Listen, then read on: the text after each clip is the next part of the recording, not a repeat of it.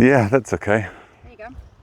So one of the coolest things I remember as a kid watching was a man named Ray Hunt, who I thought was a magician because he took this young 4-year-old colt, put 4 days on it, and then he went to work with another horse in hand like this. And I thought only a magician could do that, but it actually inspired me, and I started to guess if I could do that, if I could take a horse and do maybe not as much, but small things like take a step and ask my following horse to step up with me, and then take another step and another step and another step, and gradually improve our communication. And instead of go off to the races, we just do the micro things. And this horse I'm riding gets really, really talented at reading nuance. Not every cue I do is a signal for him. It might be a signal for the other horse. And he learns to relax into the work. And this one learns to accept a rider from up high and subtle cues from the halter. So this is new for both horses. Obviously the horse I'm riding has a basic sense of control and safety. I can stop him and turn him and guide him and slow him. Going slow is critical. Some horses have one speed. He has more than one speed. I can keep him at a slow walk or a fast walk just to help the other horse. And this red roan here on my left, he's really green and he really struggles on his right side of his body. He struggles to trust and sense, understand what these things are from this side of his body. So all of these little things we do to work him left and right around the clock also help the horse I'm riding settle, wait, understand nuance, trust but respond. Relaxation's not the only key to success. Sometimes you need responsiveness too. So like right here, the horse behind me is getting slow. I need to be able to slow the horse I'm riding to help him catch up rather than go in a big long dragging session. We ended up on the wrong side there. The other side, that's right, not the wrong side. So here's the question. Can I, instead of getting in a hurry and sort of demanding that everything catch up, I slow down. Can I slow down and work with the horse on the ground around the clock, back into position, and then we're set again. We're reset. We call that resetting the clock. We were over here at my 9 o'clock and you wandered over to my 3 o'clock, and now I can put him back here and reset. In the past, I think I would have got caught up just going with the flow. I would have said, look, you're on the right side now, let's just go with that. Now, I actually use that mistake as an opportunity for nuance. I want this horse to understand more precision and more micro maneuvering so that when we actually get time to ride this young red horse, his brain is wired for the small things instead of the big things. And this horse I'm riding here had a little start, stepped on the rope,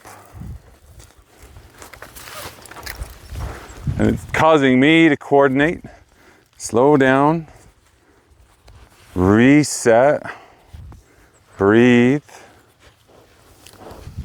tell him to trust, and then reset this horse on the right. We are in no hurry to accomplish the world. Instead, we're in a mode of practice. We practice our yields. I'm just doing 2 horses at once. Now, a more trained horse riding horse makes all of this easier. But at some point, if this blue horse that I'm riding can learn nuance, we can take things slow, and if worse comes to worse, drop everything and reset the horse I'm riding.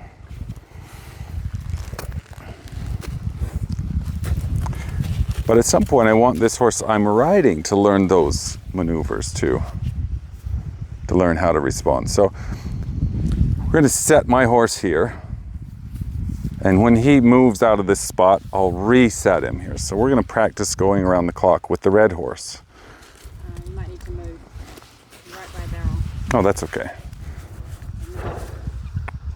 So we're going to go around the front here, and I need my blue horse to hold his ground. And if he starts to move, my blue horse, then I'll pick up my reins and reset him. And go around the clock around the backside here.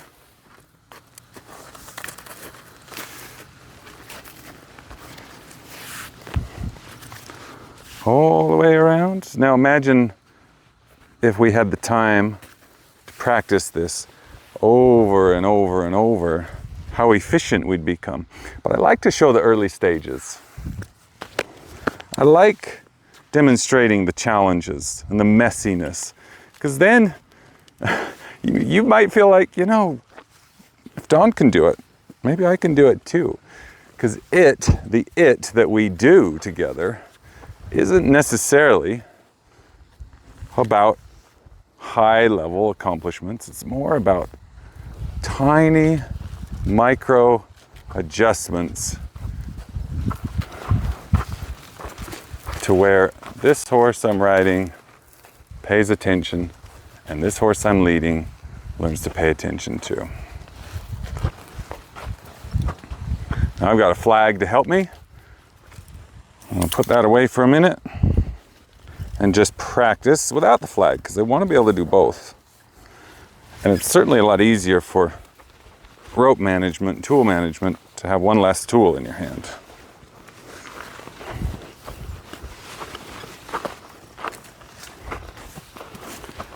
So we'll practice going around a few cones and barrels. Just getting that red horse to follow up here. The blue horse wants to go. And every time I get a chance to slow him down, he gets to become a more trustworthy mount, easier to ride. Because a novice is going to want to go their own speed.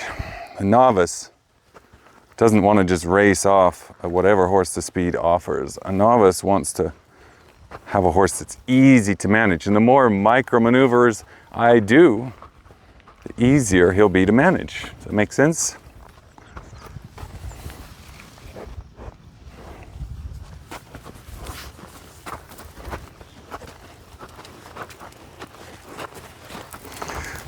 It also kind of forces me to practice my one-handed riding. A one-handed horse is the handiest kind of horse. So there's the basic leading we do, there's the basic walk around the clock we do, and then we ask this red horse to stand still, and I maneuver around him. Every time he moves a little bit, reset the red horse this time. This way, I can start to introduce the idea of a rider. I can float in here like this, guide the red horse. The red horse starts pulling back too much, I can pull him back in like this. Teach him to trust this approach. Slow and right, one step at a time. My blue horse here helping me get right in there. Good job.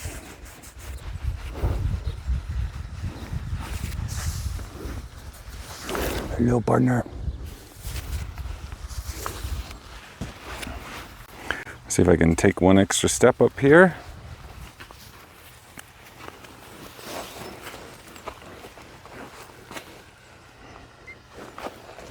Oh, I like this blue. That's perfect. That's perfect right there.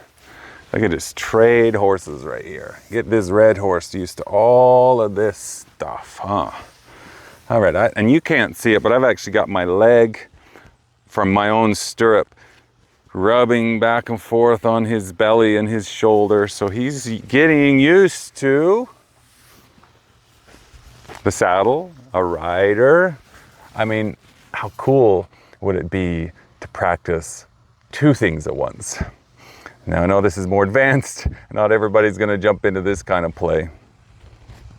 But it's so slow. I'm not cruising around. You could do this in a small space. I'm gonna try one more thing. We're gonna take him to the bridge. We're gonna introduce him to a new idea. So first, I think if you go on that side of the bridge, you'll get the sun just right. First, I'm gonna take Blue over the bridge. I want Blue, my horse that I'm riding, to trust this bridge. And he's never seen it before. This is brand new. You can see the lumber hasn't even stained yet. He's got to take this one step at a time. He's got to learn to engage in the process. Smell it, look at it, trust it. Listen to the UPS truck behind us without getting worried. And I've got this long lead rope, so as Blue goes, I'm just going to float across that bridge and let the long lead rope slide out of my hands.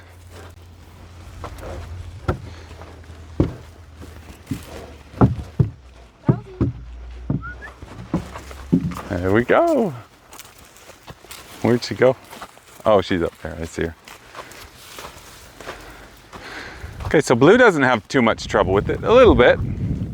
You can see Blue sort of question it. But now, let's see if we can get Red engaged. So I'm going to position myself as kind of like a closed door here. Bells.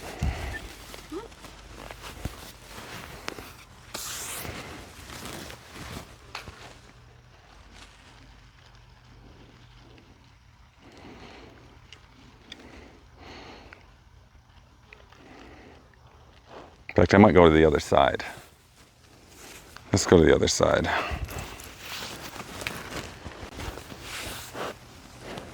Because I would love to.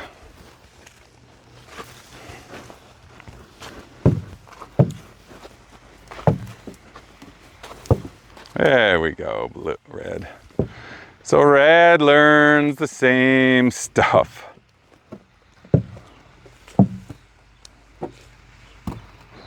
That's my boy.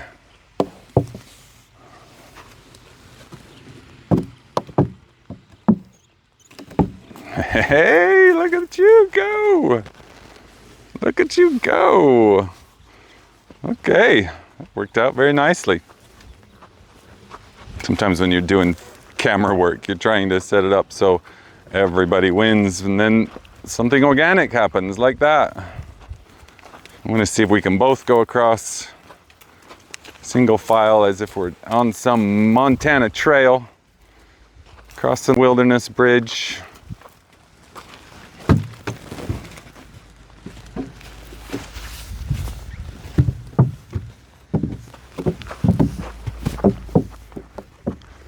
Hey, I'm liking this.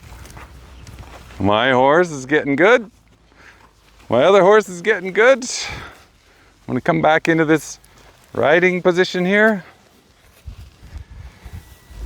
and just enjoy my two guys here.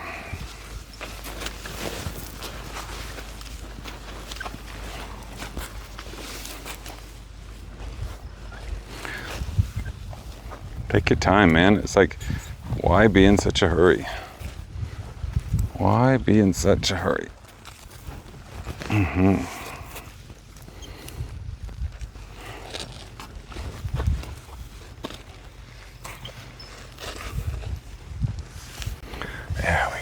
We're getting there.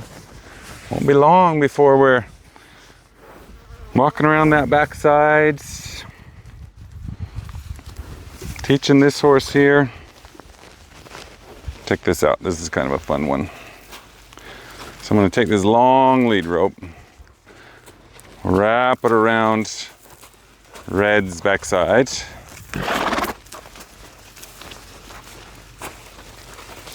There we go.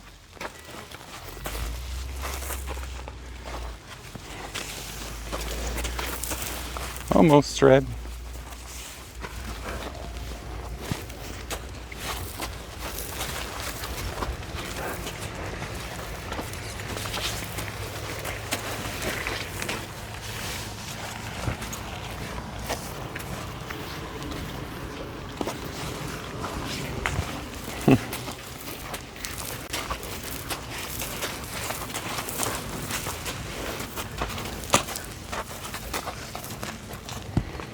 That's different. You know, the approach you make with a horse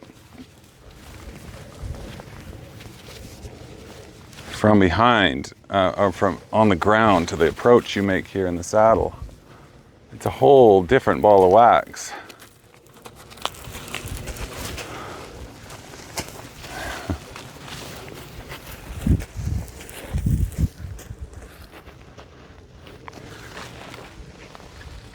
Can you come on back? Can you come back to me rather than me coming to you? That's my boy. That's my boy. Cool. We got some cool stuff, yeah? I want to do that again. I was turning around and then you were. Okay, so here's one of the things we might do with a horse on the ground. To teach them to follow the halter.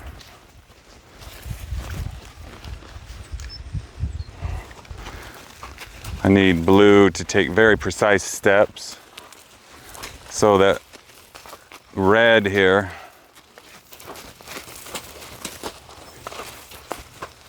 learns to settle. There we go, and I get Red to follow that rope around the wrong side there.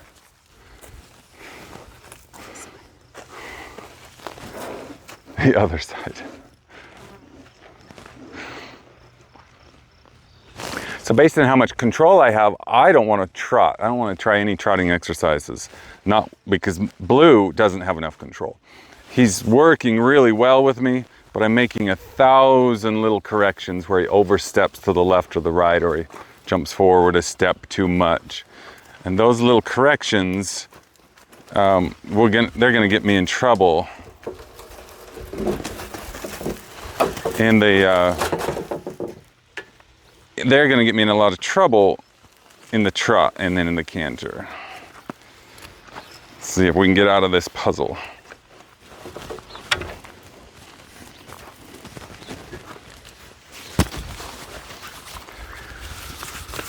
One thing I haven't done yet is the other side. Most of our work has been on this right side of his body, left side of my body. Let's try a little work on the right side here.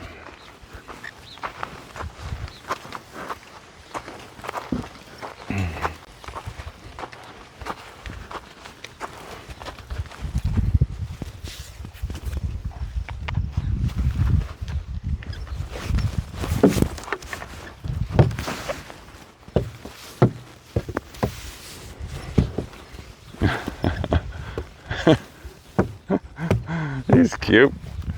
He is super cute.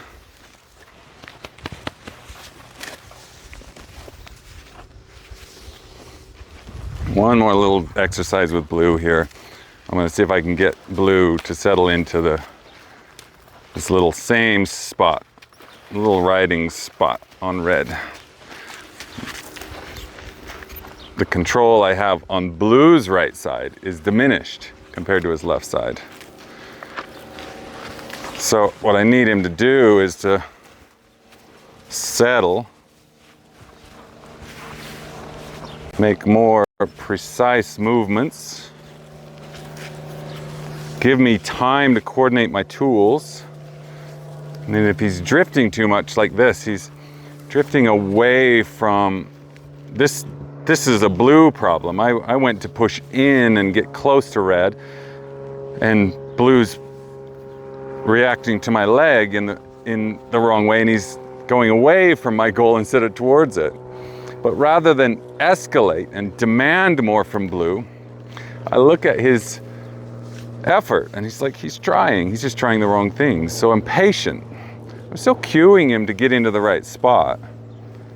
I still need him to go take those steps forward like that, but I just don't need it to happen right this second. So by giving him that time and then getting those last couple of steps there, I can help my horse, my riding horse, trust the exercise just as much as the ground horse to trust the exercise.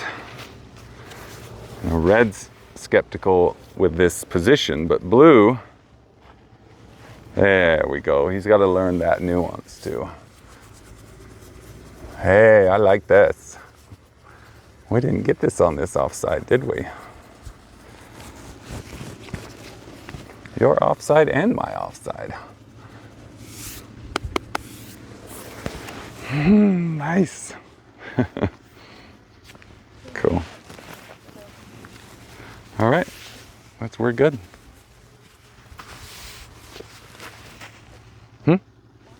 Oh, okay. Bye. Ah.